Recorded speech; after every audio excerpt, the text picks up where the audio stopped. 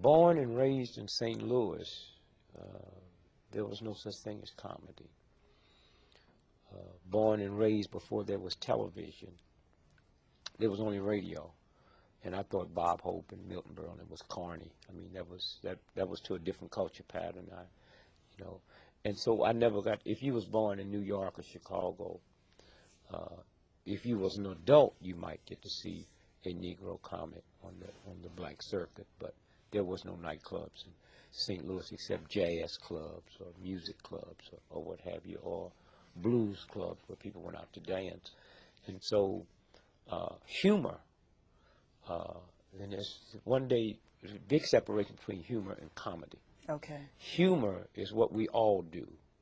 Comedy is professional people who get paid, a comedian.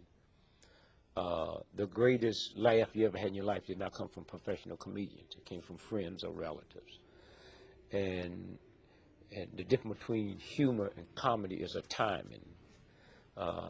Just to sit around the table on Thanksgiving as family members and just tell a joke, the timing, my breath don't have to be right. I don't have to, and I can tell the same joke every year on Thanksgiving when I come to dinner, and it's funny.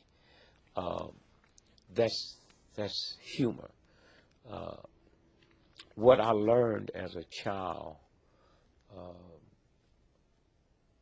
there's a type of, I don't want to say sick humor, but that's the way it was always described in the 60s. It had nothing to do with black folks. It was a different humor, and they would say sick comedy. We've always had that, playing the dozens.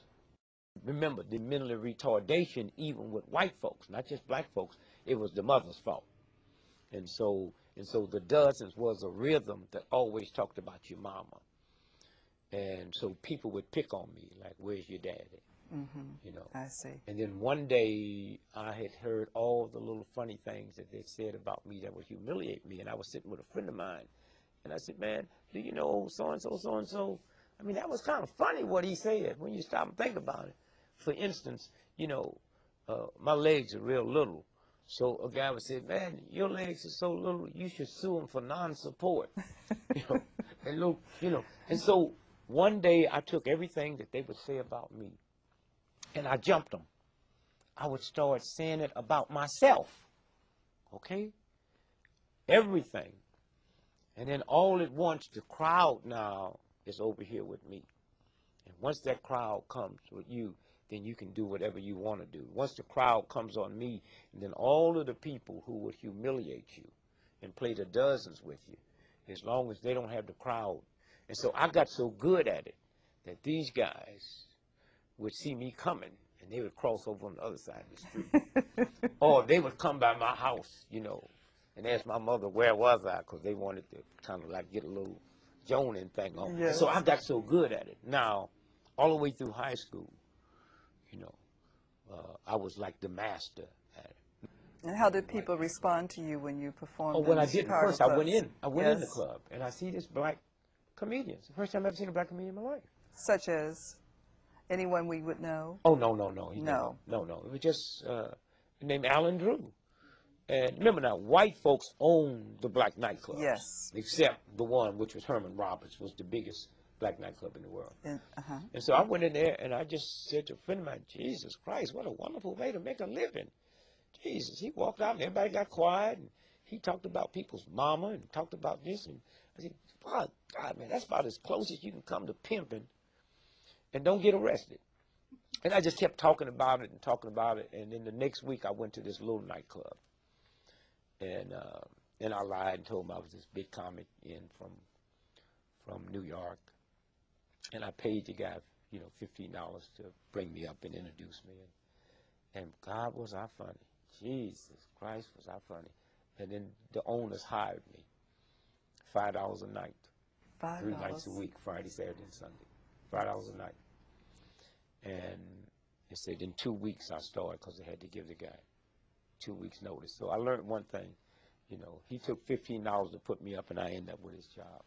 So I never let nobody pay me to get up on stage. I would just let them up and then put a disclaimer on. So what happened, I go back And that's when I got the rude awakening that I wasn't funny. Nobody laughed. And let me kind of give you the difference. If you have a 7-year-old grandchild that plays the piano, and you say, Dick, I want you to hear this, and I'll come by the house, and I'll call Leo and say, Jesus, I heard this 7-year-old. If you have a 7-year-old grandchild that play the piano, and I paid $1,000 for a ticket at Carnegie Hall, that child better be able to play. Yes. There's a difference when I'm accepting you for free than when I'm paying. And that's what happened to me. I was one of them that came up out the audience and was talking. And But you had not honed your skills. Now, once I came and I was there, I was the house MC. There's no room for humor. You have to be a comic. And I didn't have the timing. I never knew anything about timing. I didn't know there was a thing called timing. I didn't know there was a thing called breath. I hear singers. A singer hears the breaths, hears the breathing. A singer can almost listen to how much training you have had, just the way you pronounce words and stuff. Well, that's the same thing with comedy. I didn't know none of that. But I learned it quick. And I learned it. Here's how I did mine. I said, you all come here to see two things: the shake dancer, which was called Liz the Body Beautiful, and a guitar player named Guitar Red. And so I said, okay, I'll make a deal with you. I promise you that I will give you the shake dancer and Guitar Red, because Red was notorious for not showing up because he was doing other gigs on the side, if y'all shut up and listen to me. And they did. They listened to me because they knew in order to get the shake dance and Red, you had to tolerate me. And that's when I started putting the timing together. That's right. Nobody can teach you that. That's just work. That's just out there. But it was always, I guess, a respect I had for the audience. Now, if you go back to $5 a night, I had no money, no other job. And that's one thing. You cannot work on another job and survive because you won't take chances. You get too comfortable over here, and you won't tolerate 2 bad nights in a row. You won't tolerate a night when the weather's bad and it's just one person sitting out there, and that person's drunk and in love with whoever they're with or trying to get them, and they don't care what you say. But if that's your... And so I made a deal with myself that I would treat the nightclub the same way I would if I worked in a steel mill. That's a job for me. It's not a place where I'm going to have fun. I'm going there to work. And the people who's there have a job. They're out having fun. So I will never leave with them after I leave and go to a party because they came out for a party. I came out for a job. And then another law I said, if I didn't bring you in that nightclub as a woman, I would not leave there with you. And I would never work in a nightclub in a suit that I had wore.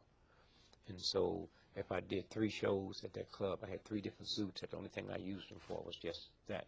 I would never go out on the second show with the same shirt I had on for the first show. That was just my respect I had for that audience. And obviously the audience felt that. Yes. And remember now, I was at the type of nightclub that when they loved you, they showed it by throwing money. Like the Liz, the shake dancer. Yes.